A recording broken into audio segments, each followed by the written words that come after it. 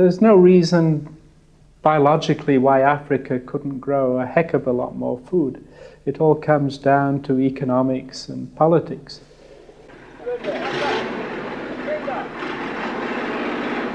Zaire has tremendous potential. That could be a breadbasket for much of southern Africa. They have very low population density, enormous amounts of potentially productive agricultural land, just grossly underutilized at the moment. The potential to grow food there is enormous. This is in many ways typifies the African problem.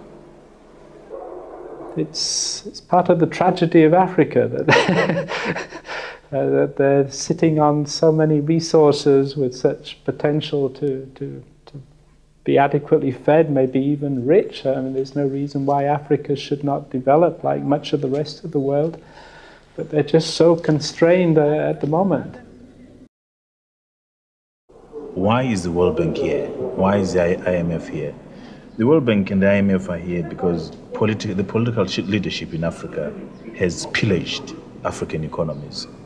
They've run down African economies. The Mobutu Sese Sekos of Zaire, the Mois of Kenya, and people could mention even more and more people. They have put money into their pockets and not plowed anything back to the societies that they are living. The aid in these countries has a way of creating a kind of an artificial environment.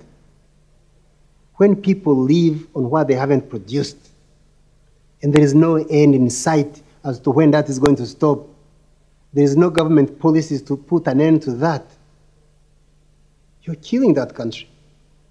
It has no future. Because the guys who are in charge of government always have a Pajero full of fuel, air-conditioned house, servants, paid for by aid. So why should he change anything? Because every country has poor people. Every one of them has a poor person. So why help poor people in Uganda, not poor people in Denmark? But if you're going to deprive yourself of that money, and we have said we're going to use this money for this purpose, then ask us to be accountable. Because if we're accountable for your money, we shall be also accountable for our own.